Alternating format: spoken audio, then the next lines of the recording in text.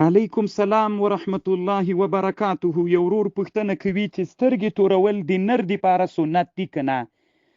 محترم وروره، علي قاري رحمه الله په جمع الوسائل فی شرح الشمائل د ترمیزی په شرح کې لیکي نعم فی التعلیل، حدیث الته راوړی بیا وی نعم فی التعلیل اشاره لطیفه الى ان المکتحل، هغه څوک چې سترګې توري، اذا اراد تحصیل السنه، کله چې اراده ته تحصیل د سنت وا، ينبغي ان يقصد بالاكتحال المعالجه والدواء لا مجرد الزينه كالنساء، ولهذا ذهب امام مالك الى كراهه الاكتحال للرجال مطلقا.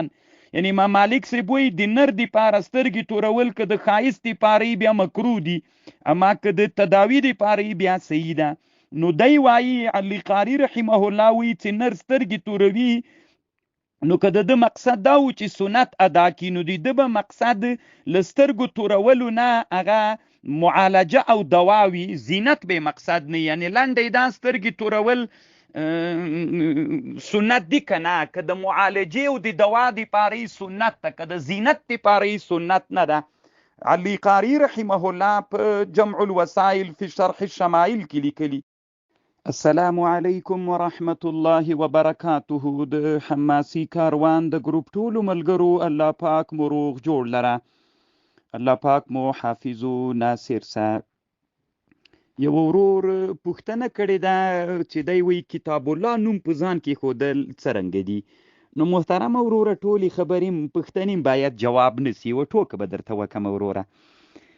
علامه امام جلال الدین سیوطی رحمه الله په خپل کتاب الحبائق فی اخبار الملائک د دې کتاب اخیرینی مسئله التی عنوان لیکلی ده لطیفه، بی لیکلی دی و یو سړی و نوم یې حارث ابن مسکین و.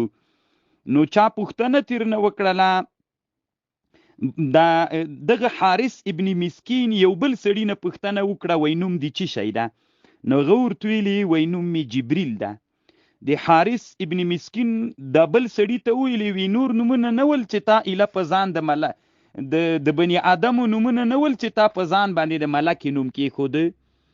نو هغه سړي ورته ویلي، د حارث ابن مسکین ته یې ویلي وی په تا باندې دا ټول نومونه تنګ سول، نور نومونه نه و چې تا په ځان باندې د شیطان نوم کېښوده، ځکه حارث د شیطان نوم ده. نو محترم اوس ټول نومونه خلاص ول، ته اوس کتاب الله نوم ته راغللی چې دا روا ده که ناروا ده؟ نو الله پاک دې رحم در باندې وکړي، دومره ډېر نومونه سته د ورور، هغه نومونه په ځان باندې کېږده، دا څه کوي چې ږدې؟ وعلیکم سلام. یو ورور احمد بلال په نامه پوښتنه کړې ده. د ورور پوښتنه داسې ده که چېرته یو سړي په یوه مځکه کې د یو قدیمي شی پیدا که، دا به څنګه وي؟ محترمه دا قدیمي شی که د اسلام نښه پې باندې وا، بیا د لقطې حکم لري، یعنې د ورکې تعریف پې کوي چې د چا ده د چا ده، او دا یې حکم ده. که سړی پیدا نه سو، که ته فقیر وي ته کنې، بیا به بیت المال یا به فقیر بل فقیر ته ورکوي. او که چېرته داسې و چې د کفر علامه پې باندې وه، معنا له اسلام نه پخوانی قدیمي شی په مځکه کیندنه کې را پیدا سو، نو یا به د تا خپل مځکه وي یا به د تا مځکه نه وي. که د تا مځکه وه ټول د تا ده، او که د تا مځکه نه وله، نو بیا به دا ته هغه ته ورکوي، څه ورته وایي، بیا به یې پنځمه بلخه بیت المال ته ورکوي، نور د تا ده ورور، الله پاک دې روغ جوړ لره.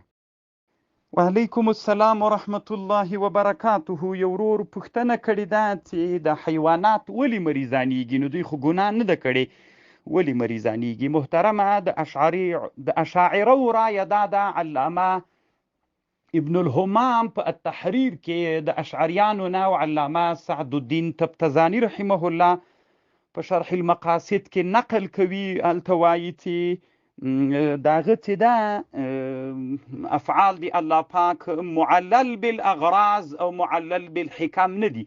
غرض به نه ورته وایي چې بس دی الله کار د الله چې هر څه وکړي هغه کولی سي وروره، الله پاک دې روغ جوړ لره. دا ضرور نه ده چې دی به خامخا ګناهګاران وي بیا پس له هغه نه مریضانه وي، او دا خو ګناه کوي نه، نو افعالو دی الله پاک ته به محترمه علتونه او غرضونه نه وي. دا د شاعره او رایه ده ورور. وعلیکم سلام. یو ورور پوښتنه کوي چې کوچنی له 2 کلونو نه اخواته شیدې خوړلی سي که یې نسي خوړلی د مور و محترمه خوړلی سي ولې نسي خوړلی یعنې تر څو چې ماشوم د صوبیتوب په مرتبه کې مور یې ورکولی سي شیدې وروره شرعاً ورته خوړل جواز لري الله دې ښه لره